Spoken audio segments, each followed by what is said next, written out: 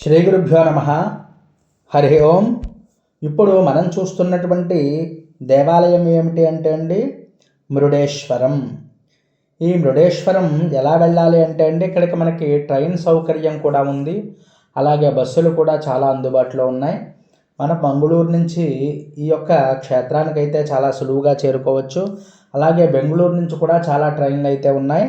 మీరు ఎక్కడి నుంచి వచ్చినా ఈ క్షేత్రానికి చాలా సులువుగా అంటే రవాణా సౌకర్యాలు అయితే చాలా ఎక్కువగా ఉంటాయండి. అది ఇబ్బంది అయితే ఉండదు. మీకు ఈ యొక్క క్షేత్రం యొక్క విశిష్టత ఏమిటి అనేది ఇప్పుడు మనం తెలుసుకోవాలి. ఇది ఎందువల్లంటే చాలా అద్భుతమైనటువంటి క్షేత్రంగా చెప్పబడుతోంది. ఈ క్షేత్రం యొక్క విశిష్టత ఏమిటి అనేది ఇప్పుడు మనం తెలుసుకుందాం. శ్రీ మృడేశ్వర స్వామి వారి పరమ మహిమ.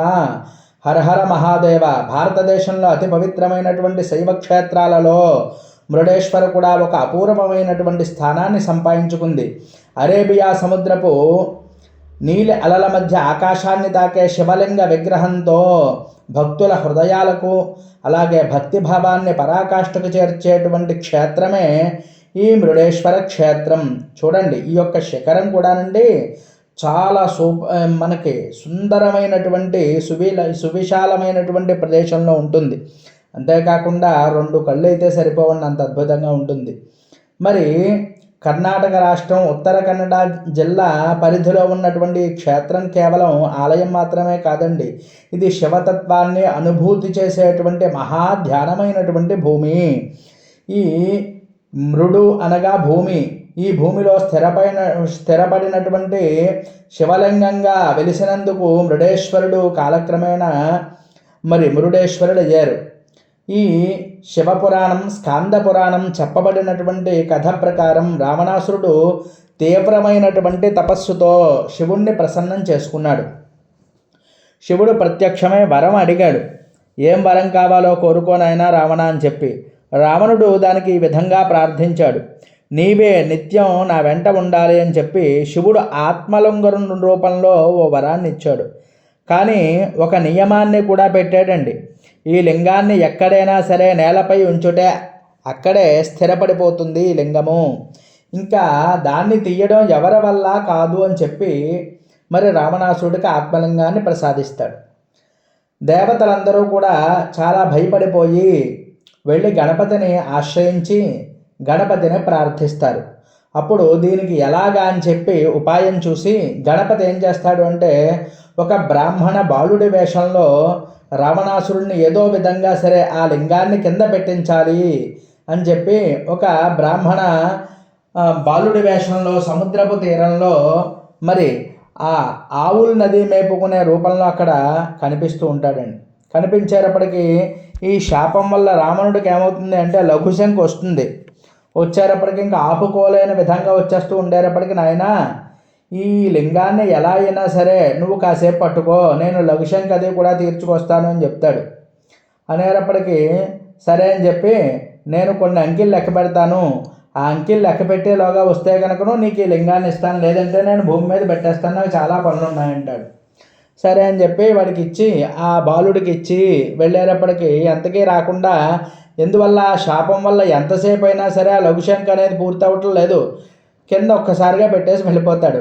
ఇంకా అది అప్పటి నుంచి కూడా రాదు. ఆ సమయంలో రావణుడు ఎంత ప్రయత్నం చేసినా అయ్యో ఎంత పని చేసేవయ్యా అని చెప్పి ఆ లింగం కదలలేదండి. ఆ లింగం యొక్క భాగాలు గట్టిగా లాగడంతో వివిధ ప్రదేశాల్లో కొన్ని స్థిరపడ్డాయి. అందులో ఒక పవిత్రమైనటువంటి ప్రదేశం మృడేశ్వరం. ఇక్కడ వెలిసినటువంటి శివలింగం భూమి స్వరూపంతో ఏకమై శాశ్వతంగా స్థిరపడింది. ఈ లింగాన్ని దర్శించిన వారికి భూలోక బంధాలు సడలిపోతాయి, మోక్ష మార్గం సులువవుతుంది అని చెప్పి పురాణాలు చెప్తున్నాయి.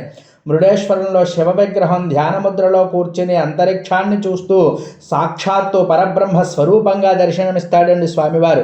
ఈ విగ్రహం ప్రపంచంలోనే 2వ అతిపెద్ద శివ విగ్రహంగా ప్రసిద్ధి. సముద్రపు అలల యొక్క శబ్దం శివనామ స్మరణలా అనిపిస్తూ ఉంటుంది. సముద్రం మధ్యలో ఉన్న కొండపై ఆలయం, అక్కడ గాలి, అక్కడ నిశ్శబ్దం, అక్కడ శివ దర్శనం భక్తుడి యొక్క మనస్సుని పూర్తిగా మార్చేస్తాయి. రాజగోపురం పై నుండి శివ విగ్రహం సముద్రం ఒకే దృశ్యంగా దర్శనమిస్తుందండి. ఇక్కడ ప్రదోషకాలంలో శివుణ్ణి దర్శనం చేస్తే కోటి జన్మల్లో చేసినటువంటి పాపమంతా తొలగిపోయి పుణ్యం లభిస్తుంది అని చెప్పి శివపురాణం కూడా చెప్తోంది. ఇక్కడ శివరాత్రి రోజు కూడా మృడేశ్వరుడు మహాశక్తి క్షేత్రంగా మారడమే కాకుండా ఆ రోజు కనుకను ఈ క్షేత్రాన్ని దర్శించినటువంటి భక్తుడి యొక్క జీవితం అంతా మారిపోతుంది అని చెప్పి చెప్పబడుతోంది. నమః శివాయ శాంతాయ సర్వలోకహితాయ చ మృడేశ్వరాయ దేవాయ ఓం నమః శివాయ శంభవే అని చెప్పి చెప్పబడుతోంది. అటువంటి గొప్పదండి ఈ క్షేత్రం. ఎందువల్ల అంటే ఇక్కడికి వెళ్ళి ఒక్క 2 కన్నులతో చూడడానికి 2 కళ్ళు సరిపోవండి, అంత అద్భుతమైనటువంటి అందంగా ఉంటుందండి ఈ క్షేత్రం అంతా కూడా. ఇక్కడ కూర్చొని ప్రశాంతంగా ఓం నమః శివాయ అంటూ పంచాక్షర మంత్రాన్ని జపం చేసి మృడేశ్వరంలో కనుకను జపిస్తే ఎటువంటి భయాలైనా నశిస్తాయి, కర్మ బంధాలన్నీ కూడా సడలిపోతాయి. మృడేశ్వరుడి యొక్క దర్శనం వల్ల అకాల మరణ భయం కూడా తొలగుతుంది, గ్రహ దోషాలన్నీ కూడా శాంతించడమే కాకుండా మనస్సంతా కూడా స్థిరపడుతుంది, శివకృప సదా నిలుస్తుంది అని చెప్పి చెప్పబడుతోందండి. అటువంటి గొప్ప క్షేత్రాలలో ఈ మృడేశ్వరం. ఈ క్షేత్రానికి నందీశ్వరుడు క్షేత్రపాలకుడు. ఆలయం ఎదురుగా ఉన్నటువంటి నంది విగ్రహం సముద్రాన్ని చూస్తూ శివుని యొక్క ధ్యానంలో లీనమై ఉంటుంది. భక్తులు ముందుగా నందికి నమస్కరించుకుని తర్వాత శివ దర్శనం చేస్తే వెంటనే కోరికలన్నీ కూడా నెరవేరుతాయి అని చెప్పి విశ్వాసం.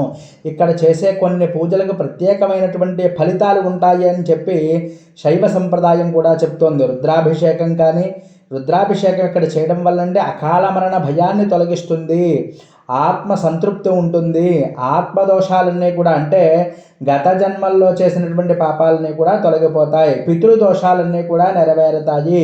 అంతేకాకుండా బిల్వార్చన పంచామృతాభిషేకం చేసినట్లయితే సంతాన సమస్యలన్నీ కూడా నెరవేరుతాయి.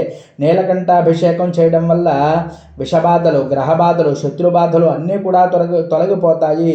మృడేశ్వర్లో శివ దర్శనానికి ముందు సముద్ర స్నానం కానీ చేసినట్లయితే గంగా స్నాన ఫలితం లభిస్తుంది అని చెప్పి ఈ యొక్క స్థల పురాణాలు కూడా చెప్తున్నాయి. అంతే మరి ఉదయాన్నే దర్శనం చేసినట్లయితే మనం దానికంటే కూడా ప్రదోషకాలంలో చేసినటువంటి ఫలితం కనుకనండి చాలా గొప్పగా ఉంటుంది అని చెప్పి యోగ గ్రంథాలన్నీ కూడా చెప్తున్నాయి. మనస్సంతా కూడా శుద్ధిగా శుచి అవుతుంది. అలాగే గోకర్ణంలో ప్రధానమైనటువంటి ఆత్మలింగ స్థలం మృడేశ్వర ఆత్మలింగ శక్తి విస్తరణ స్థలంగా చెప్పబడుతోంది. అందుకే గోకర్ణ దర్శనం తర్వాత మృడేశ్వర దర్శనం చేస్తే పూర్తి ఆత్మలింగ దర్శన ఫలం లభిస్తుంది అని చెప్పి శైవ సంప్రదాయంలో ఈ 2 క్షేత్రాలు ఒకే యాత్రగా పరిగణిస్తూ ఉంటారు. సోమవారం కానీ అలాగే మరి శనివారం కానీ దర్శనం చేయడం వల్ల మరింత శక్తిని ప్రసాదిస్తాయి ఈ క్షేత్రాలను గుర్తుపెట్టుకోండి. సోమవారం ఉపవాసం ఉండి మరి స్వామిని కనుకను ఒక్కసారి దర్శనం చేసుకుని అక్కడ పంచాక్షరి జపం కానీ అలాగే రుద్రపారాయణ కానీ చేసుకోవడం వల్ల మనకి శివరాత్రికి జాగరణ చేస్తే ఎంతైతే ఫలితం వస్తుందో సోమవారం ప్రదోషకాలంలో చేయడం వల్ల కూడా అంతే ఫలితం వస్తుంది అని చెప్పి ఇక్కడ స్థల పురాణాలన్నీ కూడా చెప్పబడుతున్నాయి. మనకి జన్మాంతరం తర్వాత మోక్షద్వారం తెరుచుకుంటుంది అని చెప్పి శివపురాణం కూడా చెప్తోంది. మరి ఇక్కడ ధ్యానం చేస్తే కుండలిని శక్తి సహజంగా జాగృతమవుతుంది అని చెప్పి యోగులు కూడా చెప్తూ ఉంటారు.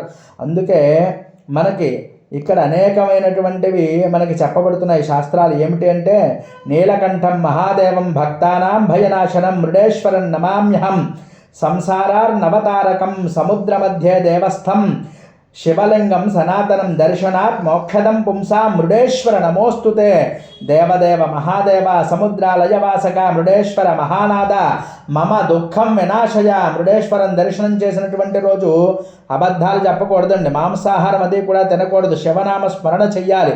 అలా చేస్తేనే శివకృప కనీసం 40 రోజుల పాటు భక్తుని వెంట ఉంటుంది అని చెప్పి స్థల పురాణంలో కూడా చెప్పబడుతోంది. అటువంటి గొప్ప క్షేత్రం అండి ఈ యొక్క మృడేశ్వరి యొక్క క్షేత్రాన్ని. ఈ యొక్క వీడియో మీకు నచ్చినట్లయితే లైక్ చేయండి, కామెంట్ చేయండి. ఇంకా ఎవరైనా మన ఛానల్ సబ్స్క్రైబ్ చేయకపోతే సబ్స్క్రైబ్ చేయండి. ఈ వీడియో ఎవరికైనా ఉపయోగపడుతుంది అంటే తప్పక పంపించండి. ఎందువల్ల అంటే అనేకమైనటువంటి మందికి చేరుతుంది. హరి ఓం తత్సతు స్వస్తి.